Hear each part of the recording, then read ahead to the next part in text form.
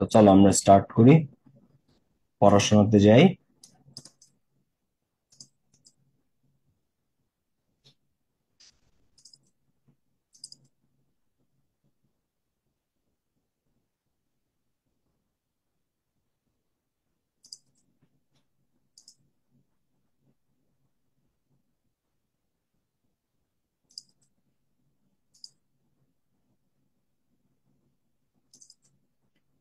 তোমরা এখানে কে কে জানো যে ঢাকা বিশ্ববিদ্যালয়ে প্রত্যেক বছর কন্ডিশনালস আসে, মডেল অক্সিলারি থেকে প্রশ্ন হয়, ট্যাগ কোশ্চেন হয়, আর্টিকেল আসে, প্রিপোজিশন আছে, সিনোনিম আছে, অ্যান্টোনিম আসে।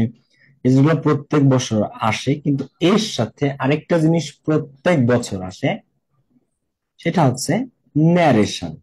একটা সেন্টেন্স দেয়া থাকে যেটা ডিরেক্ট ন্যারেশনে থাকে, সেটা ইনডিরেক্ট করতে হয়। এই জিনিসটা এখানে কে কে জানো বলো তো? যে ভাইয়া হ্যাঁ আমি ভাইয়া আমি জানি। ভাইয়া জানি। ঢাকা হ্যাঁ, জানি। বিশ্ববিদ্যালয়ে প্রত্যেক বছর কি আসে? প্রত্যেক বছর ন্যারেশন আসে। তোমরা এখানে বিগত বছরের কোয়েশ্চেন স্টাডি করেছো কে কে? বিগত বছরের প্রশ্ন অ্যানালিসিস করেছো কে কে? যারা যারা বিগত বছরের প্রশ্ন অ্যানালিসিস করেছো, প্রশ্ন অ্যানালিসিস করতে গেলে দেখবা যে প্রত্যেক বছরই ঢাকা বিশ্ববিদ্যালয়ে কোয়েশ্চেন হয়। কি থেকে কোয়েশ্চেন হয় বলো? কি থেকে কোয়েশ্চেন হয়? এই ন্যারেশন থেকে। So, এই কারণে ন্যারেশন প্রত্যেক বছর করতে হবে, করা উচিত এবং ইটস আ মাস্ট। ঠিক আছে? সো আজকে আমরা ন্যারেশনে যাবো। শুনুন, ন্যারেশন বাদ দিয়ে অ্যাডমিশনের প্রিপারেশন ইনকমপ্লিট। যদি বলো যে ভাই আমি ন্যারেশন পড়বো না কিন্তু আমি অ্যাডমিশনের প্রিপারেশন নিচ্ছি, না।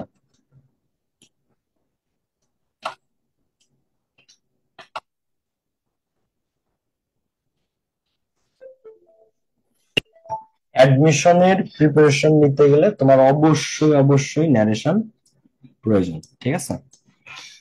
এবার ন্যারেশন কি শুধু ঢাকা বিশ্ববিদ্যালয়ে আসে? না, ন্যারেশন মেডিকেলে আসে, ইউনিভার্সিটিতে আসে, গুচ্ছতে আসে, সব জায়গায় তোমরা এই জিনিসটা পাবা। সো ন্যারেশন জীবনে ফার্স্ট করতেছ না? ন্যারেশন এর আগে ছিল কোথায়? ছিল একাডেমিকে। তো একটা পার্থক্য হচ্ছে একাডেমিকের ন্যারেশন আর অ্যাডমিশনের ন্যারেশনের মধ্যে। সেটা হচ্ছে যে একাডেমিকের ন্যারেশন হয় মানে এইচএসসি লেভেলে ন্যারেশন হয় তোমাদের প্যাসেজ ন্যারেশন, কিন্তু বোর্ডের সাথে এটা ডিফারেন্স কি, বা ইউনিভার্সিটি লাইফের সাথে এটা ডিফারেন্সটা কি? ডিফারেন্সটা হচ্ছে যে ইউনিভার্সিটিতে আসে সেন্টেন্স ন্যারেশন, তাহলে অ্যাডমিশনে আসে কি? অ্যাডমিশনে আসে প্যাসেজ ন্যারেশন। আর অ্যাডমিশনে, সরি, একাডেমিকে আসছে প্যাসেজ ন্যারেশন, অ্যাডমিশনে আসে কি বলো? Sentence narration. যে কোনো একটা র্যান্ডম সেন্টেন্স দিয়ে দিবে, সেই সেন্টেন্সটা ডিরেক্ট থেকে আমাদেরকে কি করতে হবে? ইনডিরেক্ট করতে হবে। That's it, pretty much easy and simple. তো আমরা স্টার্ট করতে পারি। সবাই একটু গলা টলা ক্লিয়ার করে বসো, কারণ ন্যারেশনে 1 মার্ক। আর এই ধরনের আমি একটা কথা বলি তোমাদেরকে, যেসব কঠিন টপিক, কঠিন টপিকে সবাই কম বেশি ভুল করবে, এই কথাটা খুব ইম্পর্টেন্ট, একটু খেয়াল করো। যেটা কঠিন টপিক, কঠিন টপিকে সবাই ভুল করবে, এটা খুবই খুবই স্বাভাবিক। কিন্তু যেটা সহজ টপিক, যেটা সবাই কারেক্ট করছে, তুমি যদি সেইটা ভুল করো তাহলে এটা দুঃখজনক। কি বলছি আমি বলো? মানে একটা কঠিন টপিক, মনে করো সাপোজ রিটেন, হ্যাঁ, তো রিটেনে খুব কম মানুষই ভালো করে, ম্যাক্সিমাম অ্যাভারেজ একটা মার্কস পায়, তুমি অ্যাভারেজ পাও, সমস্যা নেই, সাপোজ আর কি। বাট যেটা সহজ টপিক, ট্যাগ কোশ্চেন তুমি যদি ভুল করো, আর্টিকেল তুমি যদি ভুল করো, প্রিপজিশন যদি তুমি ভুল করো, সিনোনিম অ্যান্টোনিম যদি তুমি ভুল করো, ট্রান্সলেশন যদি তুমি ভুল করো, কারেক্ট স্পেলিং, বানান শুদ্ধি মাস্ট আসবে, এইগুলো যদি তুমি ভুল করো, যেটা সবাই পারবে, সেইগুলো যদি তুমি ভুল করো তাহলে তুমি পিছিয়ে পড়বে। ঠিক আছে? এখানে সহজ টপিক ভুল করা যাবে না। কঠিন যা সবার ভুল হয় তোমার হোক, সেটা দুঃখের বিষয় না। কিন্তু দুঃখ হবে তখন যখন সবার ঠিক আছে, তোমার ভুল হয়েছে তখন। ক্লিয়ার ব্যাপারটা?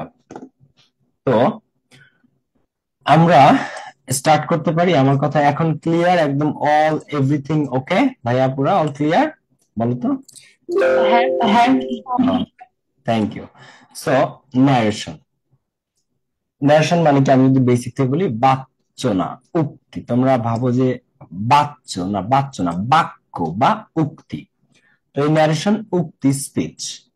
তো একজন ব্যক্তি যখন কথা বলেন আরেকজন ব্যক্তির সাথে, তৃতীয় কোনো ব্যক্তি যখন তাদের দুই পক্ষের কথাকে এক্সপ্লেইন করে বা ব্যাখ্যা করে তখন সেটা ন্যারেশন হয়। যেমন আমি ধরো আজকে ক্লাস তোমাদের 7:30-এ, তো আমি দেরি হচ্ছে, তো তোমাদের একজন আমাকে ফোন দিলা যে ভাইয়া ক্লাস ছিল, আপনি কোথায়? তো আমি বললাম যে আই অ্যাম ইল, আমি অসুস্থ। তো সে যে কি বলবে তোমাদের যে ভাইয়া বলেছেন যে তিনি অসুস্থ। এখন আমি কি ওর এই কথা বলছি না, আমি ওকে বলেছি যে আমি অসুস্থ। তোমরা একজন ফোন দিছো, ধরো তোমার নাম শাহরিয়ার, শাহরিয়ার আমাকে ফোন দিছে, আমি বললাম শাহরিয়ার আই অ্যাম ইল, আমি অসুস্থ। শাহরিয়ার যে বলবে যে ভাইয়া বলেছেন যে তিনি অসুস্থ। তা আমি বলছি আমি অসুস্থ, ও বলছে যে ভাইয়া বলেছেন যে হি সেড দ্যাট হি ওয়াজ ইল। তাহলে এখানে আমারটা আর শাহরিয়ারেরটা কারটা প্রত্যক্ষ উক্তি আর কারটা পরোক্ষ উক্তি, কারটা ডিরেক্ট স্পিচ আর কারটা ইনডিরেক্ট স্পিচ বলতো? কারটা ডিরেক্ট স্পিচ যে আমি বলে আমি আপনারটা ডিরেক্ট একটা ইনডিরেক্ট, স্পিচ, আপনারটা আপনার আপনারটা একটা ডিরেক্ট ডিরেক্ট। আর সবারই একটা indirect. Said I am ill, আমি বলেছি যে আমি অসুস্থ। এটা শাহরিয়ার কি বলছে? ভাইয়া বলেছেন যে তিনি অসুস্থ। একটা হচ্ছে ডিরেক্ট যেটা বক্তা সরাসরি বলে, আর একটা হচ্ছে ইনডিরেক্ট যেটা বক্তা বলে নাই, অন্য কেউ বক্তার কথা এক্সপ্লেইন করতেছে। তো আমরা যখন ন্যারেশন করব, এইগুলা আমরা যে সলভ করবো এগুলো আমাদের নিজেদের বক্তব্য না, এগুলো অন্যান্যদের বক্তব্য, কিন্তু আমরা এটাকে আমাদের মতো করে এক্সপ্লেইন করবো আরেকজনের কাছে। কারণ আমি বলেছি যে আমি অসুস্থ, স্যার বলছে যে তিনি অসুস্থ, আমি বলছি যে আই এম ইল, আমি অসুস্থ। এটা হয়ে গেছে কি ভাইয়া বলেছেন যে তিনি অসুস্থ, স্যার বলেছেন যে তিনি অসুস্থ। ঠিক আছে? সো অন্য জনের কথা এখন আমার কথা শাহরিয়ার বলতেছে, আবার এখানে আমরা যখন ন্যারেশন করব অন্যদের কথা আমরা এক্সপ্লেইন করব, এটা হচ্ছে উক্তি। সো ন্যারেশন মূলত একটা সেন্টেন্স নির্ভর টপিক। সেন্টেন্স কি ভাইয়া? তো সেন্টেন্স হচ্ছে বাক্য। এখন এই সেন্টেন্স এর আবার বিভক্তি আছে, বিভাগ আছে। যেমন অর্থের দিক থেকে বা ব্যবহারের দিক থেকে সেন্টেন্স 5 প্রকার: অ্যাসার্টিভ, ইন্টারোগেটিভ, ইম্পারেটিভ, অপারেটিভ এবং এক্সক্লামেটরি। আর গঠনের দিক থেকে সেন্টেন্স 3 প্রকার: সিম্পল, কম্পাউন্ড, কমপ্লেক্স। তাহলে অর্থের দিক থেকে সেন্টেন্স 5 প্রকার, আর গঠনের দিক থেকে সেন্টেন্স কয় প্রকার? 3 প্রকার: সিম্পল, কম্পাউন্ড এবং কে আরেকটা কমপ্লেক্স। তোমাদের কিন্তু বাই দ্য ওয়ে মাঝে মাঝে কমপ্লেক্স। গঠনের দিক থেকে 3 প্রকার: সিম্পল, কম্পাউন্ড, কমপ্লেক্স। আর অর্থের দিক থেকে 5 প্রকার। এখন গঠনেরটা আবার তোমাদের এই ন্যারেশনে লাগে না, ন্যারেশনে সিম্পল, কম্পাউন্ড, কমপ্লেক্স লাগে না, বা ন্যারেশনে সিম্পল, কম্পাউন্ড, কমপ্লেক্স এর প্রয়োজন হয় না। কিন্তু প্রয়োজন হয় কোনটার? এই যে 5 প্রকার অর্থের দিক থেকে, সেটা যেমন অ্যাসার্টিভ, ইন্টারোগেটিভ, ইম্পারেটিভ, অপারেটিভ এবং এক্সক্লামেটরি। সো আমি যদি একটা বেসিক জিনিস তোমাদেরকে বলি, একটা সেন্টেন্সে দেখো এখানে হি সেড টু মি, সে আমাকে বলল আই লাইক কফি, সে আমাকে বললো যে আমি কফি পছন্দ করি। হ্যাঁ, দেখো হি said to me I like coffee. তো এইখানে তোমরা, আমি একেবারে বেসিক থেকে বলতেছি, হি সেড টু মি, এই যে যে অংশটা যেটাকে আমি এখন মনে করো গ্রিন কালার করলাম, এটাকে বলা হয় রিপোর্টিং ভার্ব। রিপোর্টেড ভার্ব না, রিপোর্টিং ভার্ব। আর এই যে ইনভার্টেড কমার মধ্যে যে অংশটুকু, এটাকে বলা হয় আই লাইক কফি। তাহলে he said to me I like coffee. তো এই যে আই লাইক কফি, দেখো আই লাইক কফি যে অংশটা ইনভার্টেড কমার ভিতরে যা থাকে তাকে বলা হয় রিপোর্টেড স্পিচ। তো রিপোর্টিং ভার্ব আর রিপোর্টেড স্পিচ দুটো কি এক না আলাদা? অবশ্যই আলাদা। ঠিক আছে? হি সেড টু মি, সে আমাকে বললো আই লাইক কফি, এটা রিপোর্টিং ভার্ব। আর আই লাইক কফি এটা রিপোর্টেড স্পিচ। তাহলে রিপোর্টিং ভার্ব আর রিপোর্টেড স্পিচ, এটা কি ক্লিয়ার? বুঝছো না বুঝছো নাই? এক দুইটা শব্দ, প্রথমটাকে বলা হয় রিপোর্টিং ভার্ব, আর এরপরটা reported speech. Reported speech, reporting verb. Okay, এরপরে আসো আমরা যদি সামনের দিকে আগাই। এখন আমরা প্রত্যেকটা সেন্টেন্স থেকে ন্যারেশন যখন করতে, ন্যারেশন পুরোপুরি সেন্টেন্স নির্ভর টপিক। ন্যারেশন করতে গেলে আগে সেন্টেন্স হতে হবে।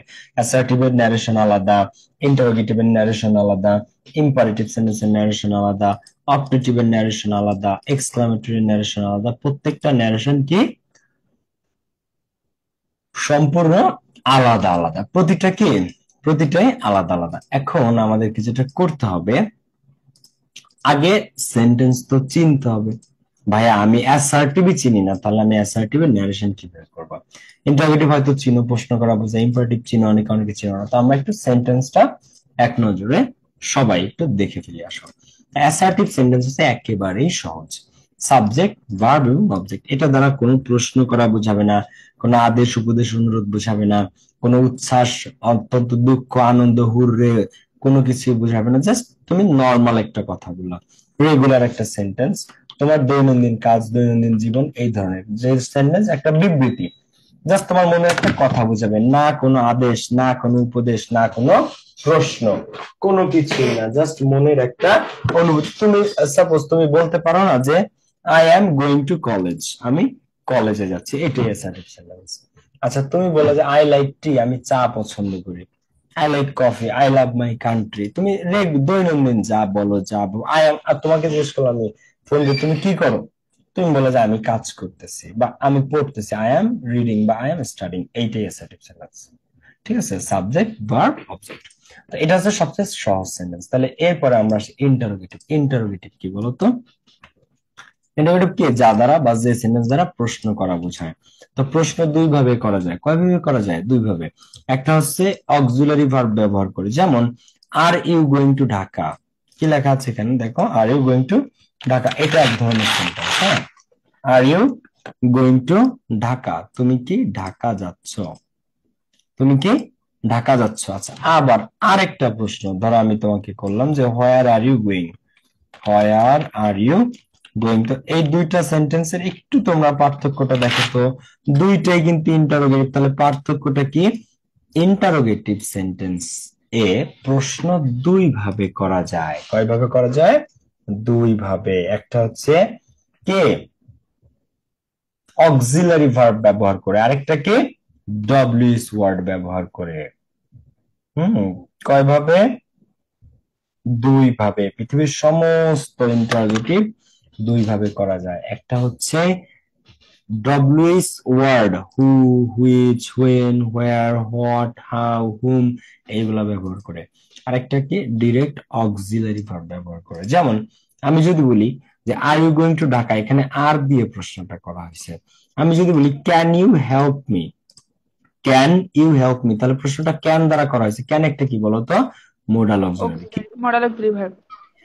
আচ্ছা, এরপরে আমি তোমাকে বললাম যে তুমি হাউ আর ইউ, তুমি কেমন আছো। হাউ আর ইউ, এই হাউটা আবার কি বলো? ডব্লিউএস ওয়ার্ড, তো এটা ডব্লিউএস কোয়েশ্চেন। আবার আমি তোমাকে জিজ্ঞাসা করলাম যে will you go to Dhaka, will you marry me, হ্যাঁ, will you participate in the exam. যখন আমি এটা বলতেছি তখন এটা কি? উইল ইউ গো, এটা মোডাল। সো আবার আমি তোমাকে জিজ্ঞেস করলাম যে do you like me, do you love coffee, do you hmm do you visit Cox's Bazar often. ঠিক আছে, যখন তুমি ডু ইউ দিয়ে প্রশ্ন করো, তো do, does, did, does he attend the meeting, does he like me. যখন তুমি এই ধরনের প্রশ্ন করবা ডু, ডাজ, ডিড দিয়ে বা এম, ইজ, আর, অজয়ের দিয়ে, অথবা can, could, shall, should, will, would, may, might, must দিয়ে, তখন সেগুলার উত্তর ইয়েস অথবা নো দিয়ে দেওয়া যায়। কি দিয়ে দেওয়া যায়? ইয়েস অথবা নো দিয়ে। তাই এই ধরনের সেন্টেন্সকে বলা হয় ইয়েস নো কোয়েশ্চেন। কি দিয়ে? অক্সিলারি ভার্ব দিয়ে প্রশ্ন করলে সেই প্রশ্নগুলোকে বলা হয় ইয়েস নো কোয়েশ্চেন। কি কোয়েশ্চেন? Yes no question. আচ্ছা ভাইয়া কি বলছেন ইয়েস নো কোয়েশ্চেন? আমি তো আসলে বুঝি নাই যে ইয়েস নো কোয়েশ্চেন আবার কি। যখন তোমাকে বা তোমাদেরকে মোডাল অক্সিলারি দিয়ে প্রশ্ন করা হয়, তখন সেটার উত্তর ইয়েস অথবা নো দিয়ে দেওয়া যায়। তাই এটাকে ইয়েস নো কোয়েশ্চেন বলে। যেমন ভাইয়া, আচ্ছা are you going to Dhaka, তুমি কি ঢাকা যাচ্ছ, তো এটার উত্তর তুমি বললা ইয়েস, উত্তর কিন্তু হয়ে গেল যে হ্যাঁ আমি ঢাকা যাচ্ছি, ইয়েস। আবার are you going to Dhaka, no, না বললে উত্তর হয়ে যাচ্ছে। আচ্ছা, আবার ক্যান ইউ হেল্প মি, তুমি কি আমাকে সাহায্য করতে পারো, ইয়েস। আচ্ছা, can you help me, no.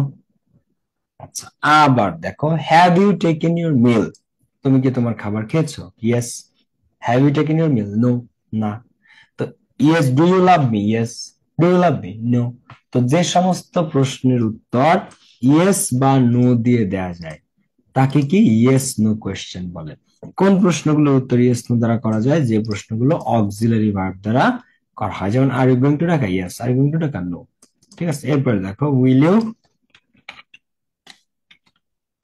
দেখো উইল ইউ ভিজিট দুবাই?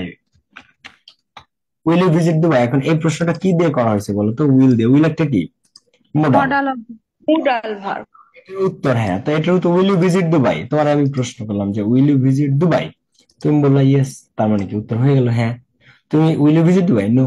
তো ইয়েস বা নো বললে যে প্রশ্নের উত্তর হয়ে যায় তাকে বলা হয় ইয়েস নো কোয়েশ্চেন। কিন্তু ডব্লিউএস ওয়ার্ড দ্বারা যে সমস্ত প্রশ্ন থাকবে তাদের উত্তর কখনো ইয়েস নো দ্বারা দেওয়া যায় না, তাদের উত্তর বিস্তারিত হয় সবসময়। তাই এদেরকে মানে এই ডব্লিউএস দ্বারা করা প্রশ্নগুলোকে ইয়েস নো কোয়েশ্চেন বলা হয় না, এদেরকে ডব্লিউএস দ্বারা করলে সেই প্রশ্নকে ডব্লিউএস কোয়েশ্চেন বলা হয়। এদের উত্তর ইয়েস নো দিয়ে তুমি দিতে পারবে না। যেমন হোয়ার আর ইউ গোয়িং, তুমি কোথায় যাচ্ছ? তো এটার উত্তর কি তুমি ইয়েস দিতে পারবা যে হোয়ার আর ইউ গোয়িং, তুমি কোথায় যাচ্ছ? তো তুমি বলবা যে I am going to Cox's Bazar, I am going to Kuakata, I am going to Saint Martin, যে কোনো কিছু একটা বলবা। Where are you going? Yes. Where are you going? No. তুমি কোথায় যাচ্ছ? ইয়েস তো বললে কি এটার উত্তর হবে বলো তো? হবে না। আচ্ছা, এইবার আমি আরেকটা ডব্লিউএস ওয়ার্ড দিয়ে তোমাকে প্রশ্ন করি। যেমন আমি যদি তোমাকে প্রশ্ন করি হাউ আর ইউ, তুমি কেমন আছো? হাউ আর ইউ, এটার উত্তর কি তুমি ইয়েস দিলে উত্তর হবে বলো তো? হাউ আর ইউ, না কেমন আছো? ভাইয়া, না। হ্যাঁ, নো দিলে হবে? হবে না। আচ্ছা, আমি তোমাকে জিজ্ঞেস করলাম ডব্লিউএস ওয়ার্ড দিয়ে প্রশ্ন করলে, যেমন দেখো হোয়াটস ইয়োর নেম, তোমার নাম কি? দেখো হোয়াটস ইয়োর নেম, তোমার নাম কি? এবার এটাকে কি ইয়েস নো কোশ্চেন বলা যায়? তুমি এটার উত্তর দাও ইয়েস বা নো, এটা কি হবে? না ভাইয়া। হবে না। তো ইয়েস নো কোশ্চেন গুলো ডব্লিউএস ওয়ার্ড হয় না, আর ডব্লিউএস ওয়ার্ড দিলে সেটার উত্তর ইয়েস নো হয় না। তো ডব্লিউএস ওয়ার্ড দিয়ে প্রশ্ন করলে তাকে ডব্লিউএস কোশ্চেন বলে, আর ডব্লিউএস ওয়ার্ড ছাড়া প্রশ্ন করলে তাকে ইয়েস নো কোশ্চেন বলে, কারণ ইয়েস নো কোশ্চেনের উত্তর ইয়েস বা নো দিয়ে দেওয়া যায়। কি দিয়ে দেওয়া যায়? ইয়েস বা নো দিয়ে দেওয়া যায়। আচ্ছা, যেমন আমি যদি বলি may I come in, may I come in, এখন এখানটাতে কি হবে বলতো? এটার প্রশ্নটা কি দিয়ে করা হয়েছে? Auxiliary modal auxiliary. অক্সিলারি দিয়ে, মে দিয়ে। তো এটার উত্তর কি ইয়েস বা নো দিলে হয় নাকি হয় না বলতো? ইজিলি, হয় না। ইজিলি হয়ে যায়। May I come in? Yes. May I come in? No. Yes বললে উত্তর হচ্ছে, নো বললে উত্তর হচ্ছে। এই কারণে যদি ডব্লিউএস ওয়ার্ড দ্বারা প্রশ্ন করা হয় তাহলে তার উত্তর বিস্তারিত হয়, কিন্তু যদি ডব্লিউএস ওয়ার্ড ছাড়া হু, হুইচ, হোয়েন, ওয়্যার এগুলো ছাড়া যে কোনো auxiliary am, is, are, was, were, can, could, shall, should, will, may, might, must, do, does, did এদের দ্বারা প্রশ্ন করলে সেগুলোর উত্তর অলওয়েজ ইয়েস বা নো দিয়ে দেওয়া যায়। এই কারণে এদেরকে ইয়েস নো কোশ্চেন বলে। May I come in? Yes. May I come in? No. Both are correct answer, yes বললে সঠিক, নো বললে সঠিক। তো ইন্টারোগেটিভ এতক্ষণ আমি কেন বক বক করলাম এটা বোঝানোর জন্য, কারণ ইন্টারোগেটিভ দুই প্রকার, একটা ইয়েস নো কোশ্চেন, একটা ডব্লিউএস কোশ্চেন। সো দুইটার ন্যারেশন দুই রকম। এই জন্য এতক্ষণ আমি তোমাদের, যাতে তোমাদের চিনতে কোনো ভুল না হয়, যাতে তোমাদের চিনতে কোনো ভুল না হয়, একটা হচ্ছে প্রথম টাইপ যেটা ইয়েস নো কোশ্চেন, একটা ডব্লিউএস কোশ্চেন, দুইটার ন্যারেশন দুই রকম হয়, মনে থাকে যেন। এরপরে আসো কি ইম্পারেটিভ সেন্টেন্স। ইম্পারেটিভ সেন্টেন্স কি? আদেশ, উপদেশ, অনুজ্ঞাসূচক বাক্য। তো এই ইম্পারেটিভ সেন্টেন্স চেনার এক নাম্বার উপায়, এতে কোনোদিন সাবজেক্ট থাকে না। ইম্পারেটিভ সেন্টেন্সে কোনোদিন কি থাকে না? ইম্পারেটিভ সেন্টেন্সে কোনোদিন সাবজেক্ট থাকে না। কি থাকে না?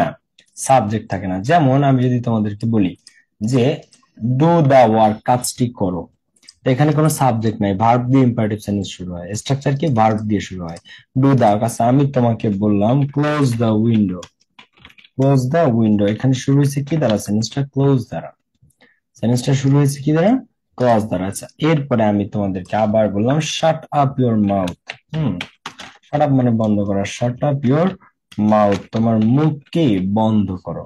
ঠিক আছে, শাট আপ ইওর মাউথ। আচ্ছা, এরপরে আমি তোমাদেরকে বললাম যে কমপ্লিট ইওর হোমওয়ার্ক। এরপরে আমি তোমাদেরকে বললাম ডোন্ট টেল এ লাই, মিথ্যা কথা বইলো না। এটা কি? এটা উপদেশ। ডোন্ট টেল এ লাই, মিথ্যা কথা বলিও না, এগুলো উপদেশ, কিন্তু শুরু হয়েছে কি দ্বারা? ভার্ব দ্বারা। কেন? কারণ ইম্পারেটিভ সেন্টেন্স। আদেশ, উপদেশ, অনুরোধ তিনটাই কি ইম্পারেটিভ সেন্টেন্স দ্বারা শুরু হয়। Give me a glass of ওয়াটার, give me a glass of water. তো গিভ মি, এখন এই সেন্টেন্সটা শুরু হয়েছে কি দ্বারা বলো তো? কোনো সাবজেক্ট আছে নাকি গিভ ভার্ব দিয়ে? কি দিয়ে শুরু হয়েছে এটা? ভার্ব দিয়ে। ভার্ব দিয়ে শুরু হয়েছে। গিভ দিয়ে। তো ইম্পারেটিভ সেন্টেন্স সবসময় কি দ্বারা শুরু হয়? ভার্ব দিয়ে শুরু হয়। কি দিয়ে শুরু হয়? ভার্ব দিয়ে। এখন ইম্পারেটিভ সেন্টেন্স কি আসলেই সাবজেক্ট নাই? যদি তোমরা আমাকে প্রশ্ন করো যে ভাইয়া ইম্পারেটিভ সেন্টেন্সে আসলে কি সাবজেক্ট নাই, তো উত্তর হচ্ছে হ্যাঁ, ইম্পারেটিভ সেন্টেন্সে অবশ্যই অবশ্যই সাবজেক্ট আছে। তাহলে ভাইয়া সাবজেক্টটা কি? সাবজেক্টটা কে? সাবজেক্ট হচ্ছে ইউ। ইম্পারেটিভ সেন্টেন্সে আজীবন একটাই সাবজেক্ট এবং সেটা সবসময় উজ্জ্বল থাকে।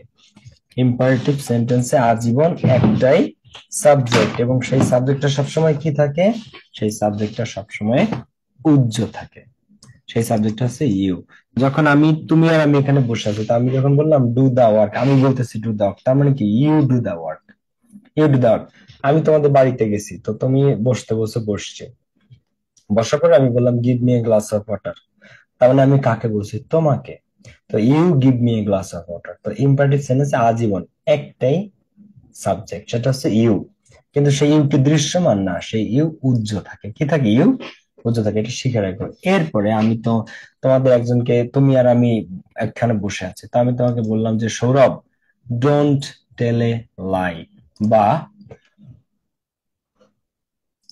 বললাম যে নেভার টেল এ লাই, কখনো মিথ্যা কথা বলিও না। আমি যদি এগুলো বলি যে নেভার টেল এ লাই বা ডোন্ট টেল এ লাই, কখনো মিথ্যা কথা বইলো না, তাহলে এই উপদেশটাকে আমি আমার, তুমি আর আমি বসে আছি, তো উপদেশকে আমি আমার দিলাম না তোমার দিলাম? যে ইউ ডোন্ট টেল এ লাই, কে, কাকে দিলাম? তোমাকে। তোমাকে। তো তুমি, তোমাকে আমি পড়াচ্ছি এই রুমে বসে, তো বৃষ্টি আসছে, আমি বললাম যে হ্যাঁ ক্লোজ দা উইন্ডো, জানালাগুলো বন্ধ করে দাও। তা আমি যদি বলি ক্লোজ দা উইন্ডো, আমি কারে বলছি? আমার নিজেরে? নাকি ইউ ক্লোজ দা উইন্ডো, তোমাকে বলছি? কাকে? You close the window. Imperative sentence verb দ্বারা শুরু হয়। ক্লোজ দা উইন্ডো, ক্লোজ একটা verb, give me a glass of ওয়াটার, গিভ একটা ভার্ব। কিন্তু ভার্ব দ্বারা শুরু হওয়া মানে এই না যে এটার সাবজেক্ট নাই, সাবজেক্ট আছে এবং একটা আজীবন। ইম্পারেটিভ সেন্টেন্সের আজীবন একটাই সাবজেক্ট, সেটাকে, সেটা হচ্ছে ইউ। সেটা কে? সেটা হচ্ছে you. Give me a glass of water মানে you give me a glass of water, you give me a glass of water. বুঝতে কি পারছো না বুঝতে পারো নাই বলো তো? ক্লিয়ার না? ক্লিয়ার না তোমরা? ক্লিয়ার।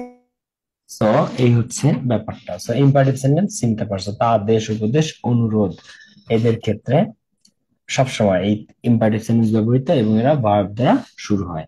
আচ্ছা, এর পরেরটা আসতেছে কি? ইম্পারেটিভ এর পরে অবজেক্টিভ সেন্টেন্স। অবজেক্টিভ সেন্টেন্স কি? আজীবন মে দিয়ে শুরু হয়। মে, প্রথমে একটা মে থাকবে, হ্যাঁ, তারপরে subject plus verb plus object. প্রথমে কি থাকবে? মে থাকবে, এরপরে সাবজেক্ট, ভার্ব, অবজেক্ট। তো may Allah bless you, may Allah bless you, তুমি দোয়া দিলা আমাকে বা আমি দোয়া দিলাম তোমাকে, মে আল্লাহ ব্লেস ইউ।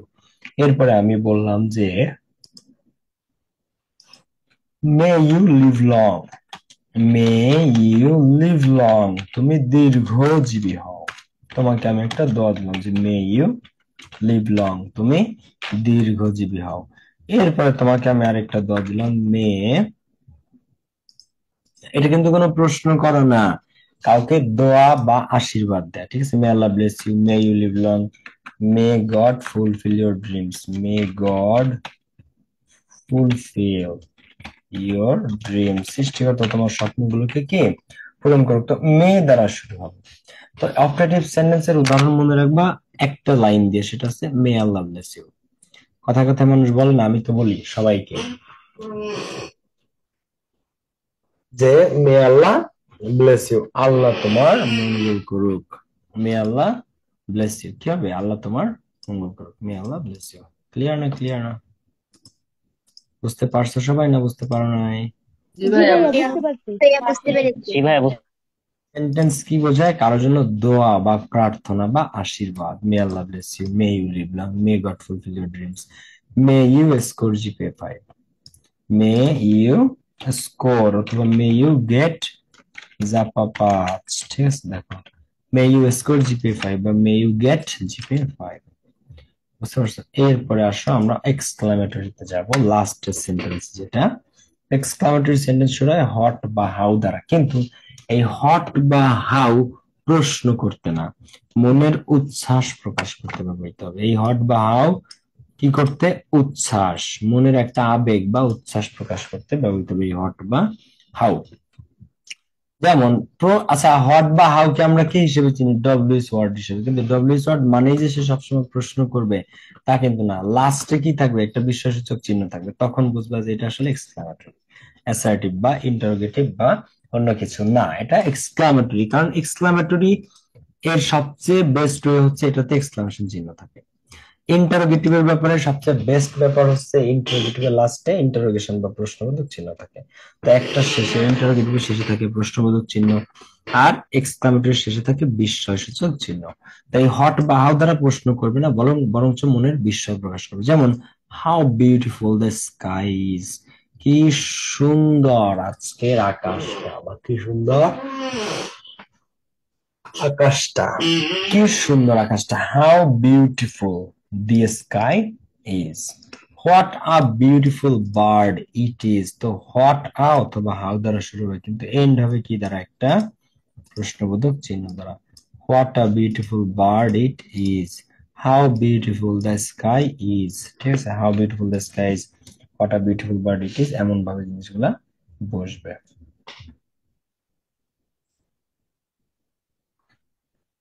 ক্লিয়ার সবাই?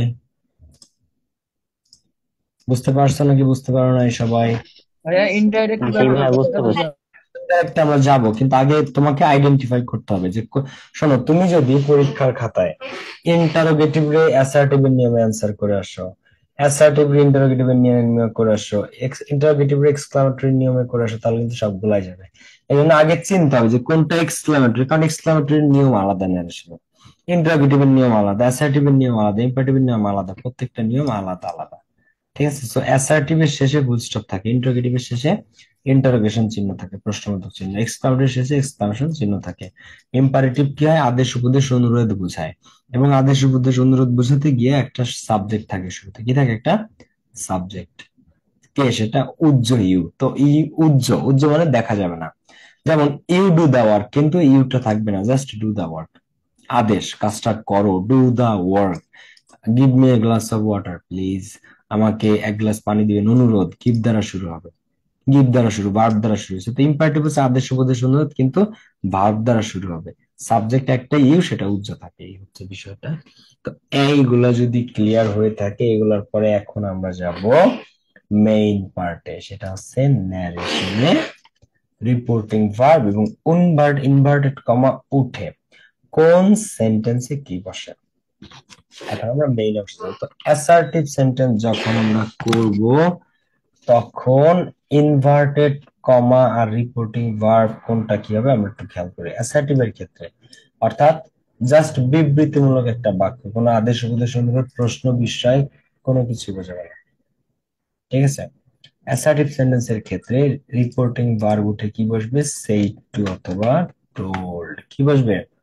অ্যাসার্টিভ সেন্টেন্সের ক্ষেত্রে রিপোর্টিং ভার্ব উঠে সেইড টু অথবা টোল্ড, সেইড টু অথবা টোল্ড।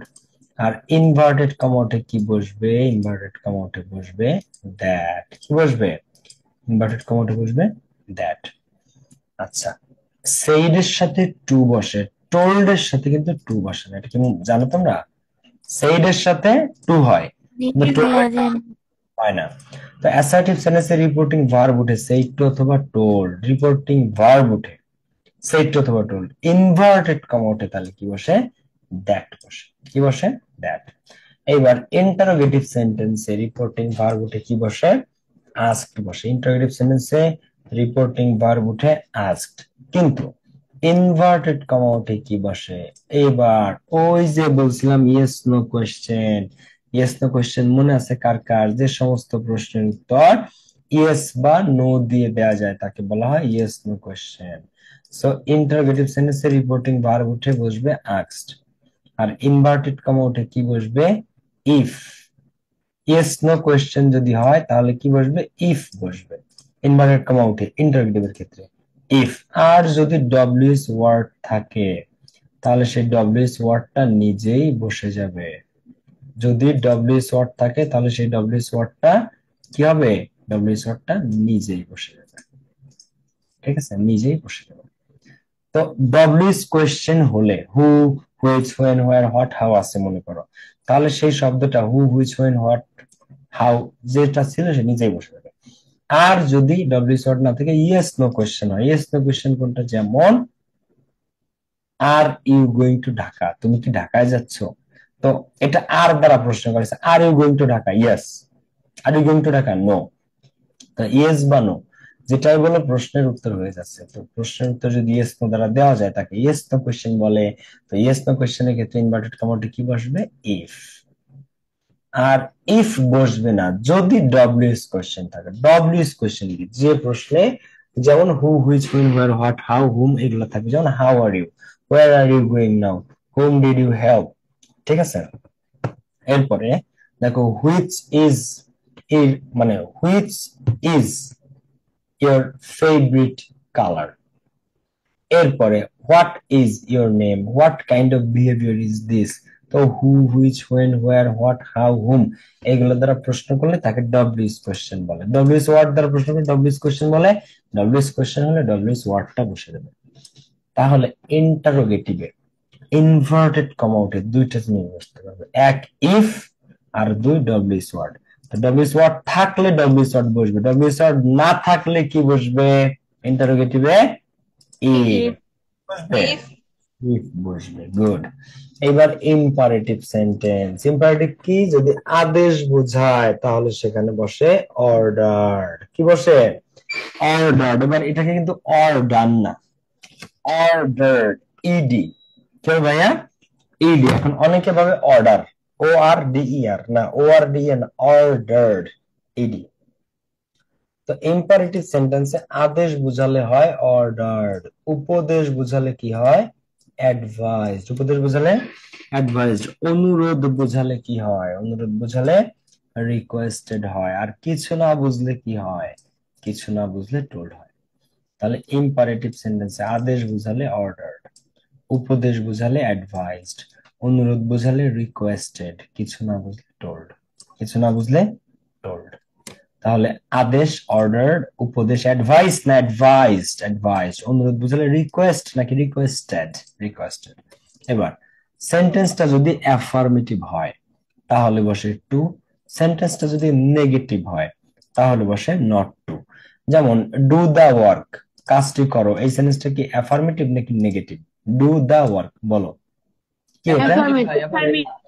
কিন্তু আমি যদি বলি ডোন্ট টেল এ লাই, মিথ্যা কথা বলিও না, ডোন্ট টেল এ লাই, এটা কি অ্যাফার্মেটিভ সেন্টেন্স না নেগেটিভ? নেগেটিভ। not to একটা আছে অ্যাফার্মেটিভ সেন্টেন্স, একটা আছে নেগেটিভ সেন্টেন্স। তো যদি অ্যাফার্মেটিভ হয় অর্থাৎ তুমি বলছো যে give me a glass of water, আমাকে এক গ্লাস পানি দিন। এটা কি নেগেটিভ না অ্যাফার্মেটিভ সেন্টেন্স বলো তো? Give me a glass of water. affirmative. কিন্তু তুমি যদি বলো যে নেভার ডিসঅবে ইওর প্যারেন্টস, কখনো পিতামাতাকে অসম্মান করিও না। Never, Negative. নেগেটিভ। নেভার একটা কি negative? Never disobey your parent, never tell a lie, never be out of control, never disrespect your teachers. আমি তোমাকে বললাম যে নেভার ডিসরেসপেক্ট ইওর টিচার্স বা ডোন্ট ডিসরেসপেক্ট ইওর টিচার্স, এটা কি অ্যাফার্মেটিভ না নেগেটিভ? নেগেটিভ। তো নেগেটিভ সেন্টেন্স হলে সেখানে নট টু হবে, আর অ্যাফার্মেটিভ সেন্টেন্স হলে সেখানে টু হবে। তো অ্যাফার্মেটিভ হলে টু ইনভার্টেড কমা ওঠে, আর নেগেটিভ হলে নট টু, টু অথবা নট টু। আর আদেশ বুঝালে অর্ডার, উপদেশ বুঝালে অ্যাডভাইস, অনুরোধ বুঝালে রিকোয়েস্টেড, কিছু না বুঝলে টোল্ড। এখন আর দুইটা আছে অপারেটিভ আর এক্সক্লামেটরি, কিন্তু পরীক্ষাতে প্রশ্ন হয় এই তিনটা থেকে সবচেয়ে বেশি। তো এই তিনটা তোমরা প্রত্যেকে 1 মিনিট পড়ো, এরপর আমি অপারেটিভ আর এক্সক্লামেটরিতে দেখাবো। অপারেটিভ আর এক্সক্লামেটরি দেখায় আমরা ন্যারেশন সামনের দিকে যাবো। এখান থেকে প্রশ্ন হবে, এই সফটটা যারা আয়ত্তে নিতে পারবা তাদের কাছে ন্যারেশন পানি, এই শখটা, আর এই শখে যারা ভুল করবে তাদের জন্য ন্যারেশনের খবর আছে। আর ন্যারেশন আসলে কখনোই অপটেটিভ বা এক্সক্লামেটরি থেকে পাবা না, হয় অ্যাসার্টিভ থেকে পাবা, নয় ইন্টারোগেটিভ থেকে পাবা, নয় ইম্পারেটিভ থেকে পাবা। তো এই তিনটা খুব ইম্পর্টেন্ট, সবাই 1 মিনিট চোখ বুজে এই শখটা খেয়াল করো। এই শখটা প্রত্যেককে মুখস্থ করতে হবে। চোখ বুজে মুখস্থ ঠুটস্থ খেয়াল করো, ঠান্ডা মাথায় খেয়াল করো যে কোন সেন্টেন্সে রিপোর্টিং ভার্ব কি হচ্ছে, কোন সেন্টেন্স ইনভার্টেড কমোটে কি হচ্ছে, খেয়াল করো।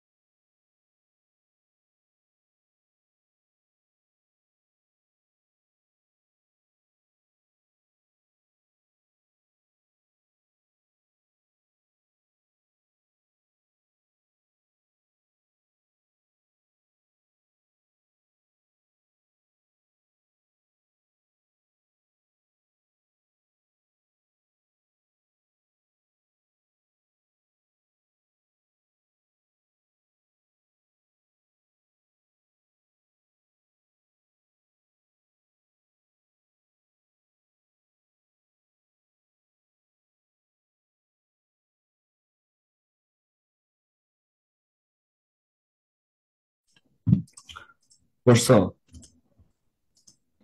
মুখস্থ কি হয়েছে? জি জি ভাইয়া ভাইয়া। হয়েছে। জি ভাইয়া। একদম ঠুটস্থ কণ্ঠস্থ থাকতে হবে এই শখটা। এবার আসো সবচেয়ে কম ইম্পর্টেন্ট, পরীক্ষাতে সবচেয়ে কম আসে, ভুলবশত আসে, যেটা অপটেটিভ আর এক্সক্লামেটরি। প্যাসেজ ন্যারেশনের বা সেন্টেন্স ন্যারেশনে, একাডেমিতেও, একাডেমিক পরীক্ষা মানে এইচএসসি তে হোক বা অ্যাডমিশন হোক, সবচেয়ে কম আসে হচ্ছে অপটেটিভ আর এক্সক্লামেটরি। তো অপটেটিভ এর ক্ষেত্রে রিপোর্টিং ভার্ব উঠে কি হয়?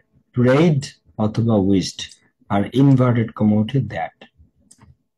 অপটেটিভ সেন্টেন্সে রিপোর্টিং ভার্ব উঠে কি হয়? প্রেইড অথবা উইশড, আর ইনভার্টেড কমা উঠে দ্যাট। আর এক্সক্লামেটরি সেন্টেন্সে যদি একটা ঘটনা ঘটছে যেটা অত্যন্ত আনন্দের, সেক্ষেত্রে বসে এক্সক্লেমড উইথ জয়। একটা ঘটনা ঘটেছে যেটা অনেক দুঃখের, তাকে বলা হয় এক্সক্লেমড উইথ সরো। তাহলে আনন্দের হলে এক্সক্লেমড উইথ জয়, দুঃখের হলে exclaimed with sorrow. R inverted কমাতে কি বসবে? ইনভার্টেড কমাতে বসবে দ্যাট। কি বসবে? দ্যাট। তো অপটেটিভ সেন্টেন্সে প্রেইড অথবা উইশড, ইনভার্টেড কমাতে দ্যাট। এক্সক্লামেটরি সেন্টেন্সে এক্সক্লেমড উইথ জয় বা এক্সক্লেমড উইথ সরো, ইনভার্টেড কমাতে কি বসবে? ইনভার্টেড কমাতে বসবে দ্যাট। ঠিক আছে?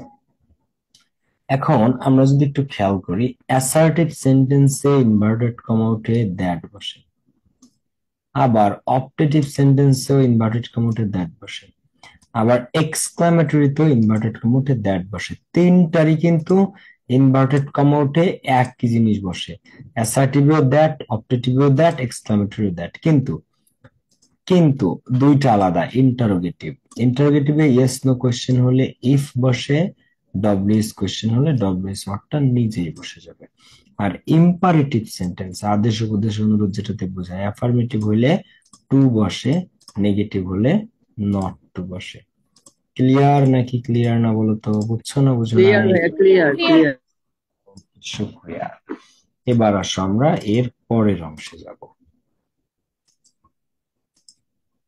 ন্যারেশনের যেটা সবচেয়ে বেশি স্টুডেন্টরা ভুল করে, যেটাতে সবচেয়ে বেশি মিস্টেক করে, ঘাবড়ায় যায় এবং কাহিনী হয়, সেটা হচ্ছে ন্যারেশনে টেন্সের পরিবর্তন। এই অংশটা, কোন অংশটা? ন্যারেশনে টেন্সের পরিবর্তন এখানে আসলে। তো এইখানে আমার একটু তোমাদেরকে বলার আছে। অনেকে এইভাবে পড়ে বা পড়ায় যে প্রেজেন্ট ইনডিফিনিট থাকলে পাস্ট ইনডিফিনিট হবে, পাস্ট ইনডিফিনিট থাকলে পাস্ট পারফেক্ট হবে, প্রেজেন্ট কন্টিনিউয়াস থাকলে পাস্ট কন্টিনিউয়াস হবে, প্রেজেন্ট পারফেক্ট থাকলে পাস্ট পারফেক্ট হবে। কিন্তু এইভাবে চিন্তা না করে একবারে সহজ ভাবেও চিন্তা করা যায়। যেমন তোমাকে যদি আমি বলি যে প্রেজেন্ট কন্টিনিউয়াস থাকলে সেটা কি পাস্ট কন্টিনিউয়াস হবে, তাহলে এটা একটু আমরা যদি বিচার করতে যাই, চলো তো আমরা এটা দেখে আসি যেটা কিভাবে হতে পারে। মনে করো আমি একটা সেন্টেন্স বললাম, আই ইজ স্টাডিং বুক।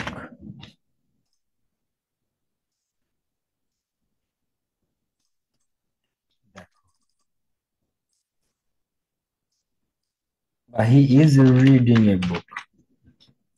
এটা কোন tense? He is reading a বুক। এটা কোন টেন্স? কে বলতে পারবা হি is reading a book? Present continuous continuous present continuous. আচ্ছা, এইবার এই প্রেজেন্ট কন্টিনিউয়াস এইবার এই প্রেজেন্ট কন্টিনিউয়াস কে আমি পাস্ট কন্টিনিউয়াস করব, তাহলে আমাকে কি করতে হবে বলো তো দেখি। হি ইজ রিডিং এ বুক, এটা প্রেজেন্ট কন্টিনিউয়াস, নিঃসন্দেহে তোমাদের কথার সাথে আমি একমত। কিন্তু এটাকে আমি যদি এখন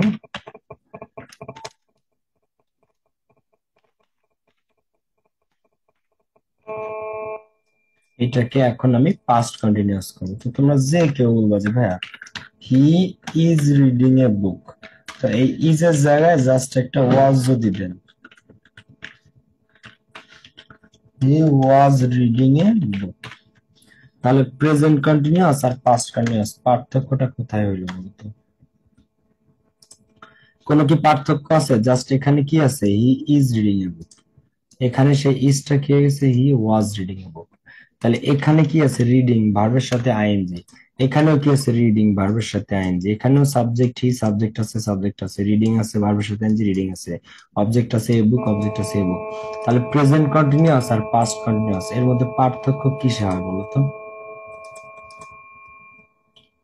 বলো, প্রেজেন্ট কন্টিনিউয়াস আর পাস্ট কন্টিনিউয়াস এর মধ্যে পার্থক্যটা কিসে হয়? তো যে কেউই বলবা যে ভাইয়া এর মধ্যে পার্থক্যটা হয় মূলত অক্সিলারিতে।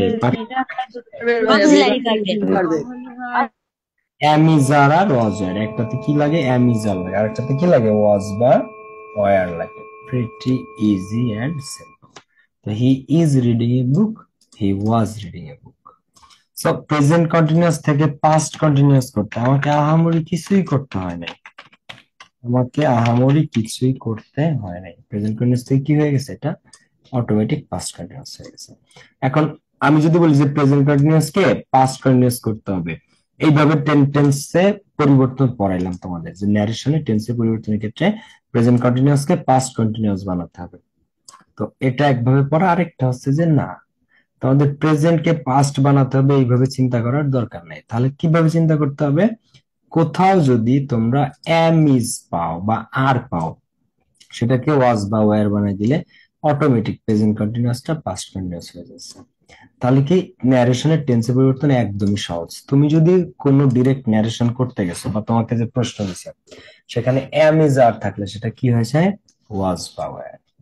এম ইজ আর থাকলে সেটা কি হয়ে যাবে? ওয়াজ বা ওয়্যার। যদি হ্যাভ হ্যাজ থাকে সেটা ইনডিরেক্টলি কি হয়ে যাবে? হ্যাড। ন্যারেশনে হ্যাভ হ্যাজ থাকলে সেটা কি হয়ে যাবে? হ্যাড। যদি ওয়াজ ওয়্যার থাকে, ওয়াজ বা ওয়্যার, তাহলে ইনডিরেক্টলি সেটা কি হয়ে যাবে? Had been. ওয়াজ ওয়্যার থাকলে কি হবে? Had been. যদি ভি ওয়ান থাকে ডিরেক্ট ন্যারেশন, সেটা ইনডিরেক্টলি কি হয়ে যাবে? V two. যদি ভি টু থাকে সেটা কি হয়ে যাবে? Had plus V three. দেখো আমি তোমাদেরকে আরেকটা উদাহরণ দিই। মনে করো হি রাইটস এ বুক, এটা কি? এটা প্রেজেন্ট ইনডেফিনিট, প্রেজেন্ট ইনডেফিনিট। আর এটাকে আমি পাস্ট ইনডেফিনিট করব, কি করব? এটাকে পাস্ট ইনডেফিনিট করব। তাহলে আমি কিভাবে করব, কে বলতে পারবা? এটাকে আমি যদি এখন পাস্ট ইনডেফিনিট করি, হি রাইটস এ বুক, তাহলে এটার পাস্ট করতে গেলে বা প্রেজেন্ট ইউনিটকে পাস্ট ইউনিট করতে গেলে কি হবে এখানে বলো তো? হি রাইটস এ বুক, এটা কি? রোট এ বুক, রোট হবে, রাইট রোট এ বুক। এখানে আমি যদি জাস্ট ভি টু দিয়ে দেই, ভি ওয়ান ছিল রাইটস, সেই ভি ওয়ানটাকে আমি ভি টু করে দিলাম, তাহলে এটা অটোমেটিক প্রেজেন্ট ইনডেফিনিট থেকে পাস্ট ইনডেফিনিট হয়ে গেল। He writes A book, V1 present indefinite. এটাকে পাস্ট ইনডিফিনিট করতে আমার কি করতে হয়েছে, জাস্ট V1 টাকে V2 বানাইতেছে। তো এরকম ন্যারেশনের নিয়ম পড়ার দরকার নাই যে ন্যারেশনে প্রেজেন্ট ইনডিফিনিট টেন্স থাকলে সেটাকে পাস্ট ইনডিফিনিট করতে হয়, এটা না। ন্যারেশনে কি V1 পাইলে সেটাকে V2 করে দিতে হয়। তুমি V1 রে V2 করো, অটোমেটিক এটা প্রেজেন্ট থেকে পাস্ট হয়ে যাচ্ছে, অটোমেটিক এটা কি প্রেজেন্ট ইনডিফিনিট থেকে পাস্ট ইনডিফিনিট হয়ে যাচ্ছে। সো এইভাবেই আমি তোমাদেরকে ন্যারেশনের টেন্সের পরিবর্তনটা শেখাইতে যাচ্ছি, যে এত জটিল ভাবে চিন্তা করার দরকার নাই। কি করবা তুমি, যদি এম ইজ আর পাও ডিরেক্টে, সেটা ইনডিরেক্টে কি হয়ে যাবে, ওয়াজ বা ওয়্যার, কি হয়ে যাবে, ওয়াজ বা ওয়্যার। যদি তুমি ডিরেক্টে হ্যাভ বা হ্যাজ পাও, ইনডিরেক্টে সেটা কি হয়ে যাবে, হ্যাড। হ্যাভ বা হ্যাজ থাকলে ডিরেক্টে, ইনডিরেক্টে সেটা কি হয়ে যাবে, হ্যাড হয়ে যাবে। যদি তুমি ওয়াজ বা ওয়্যার পাও ডিরেক্টে, ইনডিরেক্টে সেটা কি হয়ে যাবে, হ্যাড বিন। ওয়াজ ওয়্যার থাকলে হ্যাড বিন। যদি তুমি ডিরেক্টে V1 পাও, ইনডিরেক্টে সেটা কি হয়ে যাবে, V2। V1 থাকলে V2। যদি তুমি V2 পাও, ইনডিরেক্টে সেটা কি হয়ে যাবে, had plus V3। Had plus V3।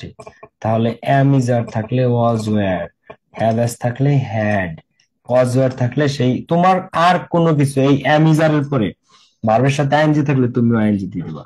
এই এম ইজ আর এর পরে ভার্বের V1 V2 V3 যা আছে সবটাই থাকবে, শুধু এম ইজ আরটা যেখানে, ওই এম ইজ আরটাকে পরিবর্তন করে তুমি কি দিয়ে দিলা, ওয়াজ বা ওয়্যার। ন্যারেশনে তুমি যদি হ্যাভ বা হ্যাজ পাও, সেটা ইনডিরেক্টলি কি হয়ে যাবে, হ্যাড হয়ে যাবে। হ্যাভ এস পেলে সেটা কি হয়ে যাবে, হ্যাড। তুমি যদি ডিরেক্টে ওয়াজ বা ওয়্যার পাও, ইনডিরেক্টে সেটা কি হয়ে যাবে, হ্যাড বিন। অজার থাকলে কি, হ্যাড বিন। যদি তুমি ডিরেক্টে V1 পাও, ইনডিরেক্টে সেটা কি হয়ে যাবে, V2। যদি তুমি V2 পাও ডিরেক্টে, ইনডিরেক্টে সেটা কি হয়ে যাবে, হ্যাড প্লাস V3। V2 থাকলে হ্যাড প্লাস V3। তাহলে এম ইজ আর থাকলে ওয়াজ ওয়্যার, হ্যাভ এস থাকলে হ্যাড, ওয়াজ ওয়্যার থাকলে হ্যাড বিন, V1 থাকলে V2, V2 থাকলে হ্যাড প্লাস V3। এখন এইভাবে যখন তুমি করবা, তুমি জাস্ট ন্যারেশন করতে গেছো, ডিরেক্ট আসে মিজার, সেটা তুমি ওয়াজ বা ওয়্যার দিয়ে দিছো, ব্যাস ব্যাস। তুমি পাশে হ্যাভ অ্যাজ, এবার হ্যাভ অ্যাজ এর পরে যদি V3 থাকে, সেই বাদ বাকি সবকিছু সেম। হ্যাভ বা হ্যাজ এর পরে মনে করো V3 আছে, তো এরপরেও ওই হ্যাড এর জায়গায়, হ্যাভ বা হ্যাজ এর জায়গায় একটা হ্যাড দিলা, কিন্তু যে V3 সেই V3 থেকে যাবে, ও কোনো পরিবর্তন হবে না। তুমি ন্যারেশনে ওয়াজ ওয়্যার পাইছো, তো যেখানে তুমি ওয়াজ বা ওয়্যারটা পেয়েছো, সেই ওয়াজ বা ওয়্যারটা হয়ে যাবে হ্যাড বিন। V1 থাকলে সেটা কি করে দিবা, V2 করে দিবা। যেমন হি রাইটস এ বুক, তাহলে V1 রাইটসটারে তুমি V2 করে দাও। রাইটের V2 কি, রোট, তাহলে হি রোট এ বুক। অটোমেটিক এটা প্রেজেন্ট লিমিট থেকে পাস্ট লিমিট চলে যায়। V1 থাকলে কি করতে হবে, V2। V2 থাকলে কি করতে হবে বলতো, V2 থাকলে হ্যাড প্লাস V3। কি করতে হবে, হ্যাড প্লাস V3। তো আমরা যদি একটু খেয়াল করি, এম ইজ আর থাকলে সেটা কি হয়ে যাবে, ওয়াজ ওয়্যার। হ্যাভ এস থাকলে কি হবে, হ্যাড। ওয়াজ ওয়্যার থাকলে কি হবে, হ্যাড বিন। V1 থাকলে কি হবে, V2। V2 থাকলে হ্যাড প্লাস V3। আমরা যদি একটা এক্সাম্পল দেখি, দেখো হি সেড টু মি, সে আমাকে বললো আই লাইক কফি। এখন এখানে লাইকটা ভার্বের কোন ফর্ম বলো তো, V1। তাহলে V1 থাকলে তারে কি করতে হবে বলো তো, কি, B2 B2 I like coffee এটা assertive, তো he told me that I like coffee, I first person সাবজেক্টের সাথে চেঞ্জ হয়, হি এর সাথে, তো হি এর সাথে চেঞ্জ হয় কি, হি। তো he told me that I like coffee, এটা কি গেল, he liked coffee। হুম। তো সেম ভাবে তোমাকে এই জিনিসটাই জাস্ট চেঞ্জ করতে হবে। আমি বিস্তারিত এরপরে আমরা যখন প্র্যাকটিসে যাবো তখন আরো ডিটেলসে বুঝতে পারবা, কিন্তু আগে ভাই এই সক মুখস্থ করতে না পারলে ন্যারেশনে 1 মার্ক তার মিস, মিস 100% মিস। 100-তে 90% স্টুডেন্ট যারা ন্যারেশন ভুল করে থাকে, যারা ভুল করে, বেশিরভাগ মানুষ এটা সঠিক করে, ভুল করে না, এটা কঠিন কোনো টপিক না, কিন্তু যারা ভুল করে তারা ন্যারেশনে টেন্সের পরিবর্তনে ভুল করে, কারণ ওদেরকে অনেক জটিল করে পড়ানো হয়। প্রেজেন্ট ইনডিফিনিট থাকলে পাস্ট ইনডিফিনিট, প্রেজেন্ট কন্টিনিউয়াস থাকলে পাস্ট কন্টিনিউয়াস, প্রেজেন্ট পারফেক্ট থাকলে পাস্ট পারফেক্ট। তোমাদেরকে আমি আরেকটা উদাহরণ দিয়ে আসবো, প্রেজেন্ট পারফেক্ট আর পাস্ট পারফেক্ট এর মধ্যে পার্থক্য কি। দেখো হি হ্যাজ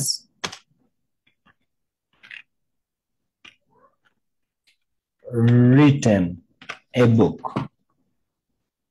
তো এইটাকে যদি তোমরা দেখো, হি হ্যাজ রিটেন এ বুক, এটা কি, এটা হচ্ছে প্রেজেন্ট পারফেক্ট, এটা প্রেজেন্ট পারফেক্ট। তোমরা এটাকে পাস্ট পারফেক্ট করো তো কিভাবে পারবা, তোমরা এটাকে পাস্ট পারফেক্ট কি হবে এটা বলো তো? এটা had written He had written a book. Had He had written a book. আচ্ছা, হি হ্যাড রিটেন, তাহলে এখানে চেঞ্জটা তুমি কি করলা? জাস্ট হ্যাজ এর জায়গায় একটা হ্যাড। দেখো এখানে আছে হ্যাজ রিটেন, তো রিটেন রিটেন এভরিথিং সেম, তাই না? এভরিথিং ইজ সেম, এখানেও রিটেন আছে এখানেও রিটেন আছে, শুধু এখানে আছে হ্যাজ আর এখানে আছে হ্যাড। তাহলে প্রেজেন্ট পারফেক্ট টেন্স কে পাস্ট পারফেক্ট টেন্স করতে হবে, এরকম না পড়ে জাস্ট তুমি হ্যাভ বা হ্যাজ পাইলে সেই হ্যাভ বা হ্যাজ এর জায়গায় একটা হ্যাড দিয়ে দিবা। বাদ বাকি হ্যাভ বা হ্যাজ এর পরে ভি থ্রি থাকুক, আইএনজি থাকুক, হাবি জাবি যা থাকুক সবকিছু সেম। হ্যাভ বা হ্যাজ এর পরে ভার্বের ভি থ্রি থাকুক, তুমি সেই same to same V three বসায় দিবা, শুধু হ্যাভ বা হ্যাজ এর জায়গায় একটা হ্যাড দিবা। তো তুমি দেখো প্রেজেন্ট পারফেক্ট আমরা পাস্ট পারফেক্ট বানাইছি, কি চেঞ্জ করছে এখানে? সাবজেক্ট না, মেইন ভার্ব না, অবজেক্ট না, কিচ্ছু না।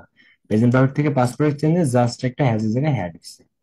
এই তো এইটাই হচ্ছে কথা। তো ন্যারেশনের টেন্সের পরিবর্তনটা এরকমই সহজ, জাস্ট হ্যাভ বা হ্যাজ পাইলে তুমি সেখানে হ্যাড দিবা, ওয়াজ ওয়্যার পেলে সেখানে হ্যাড বিন দিবা।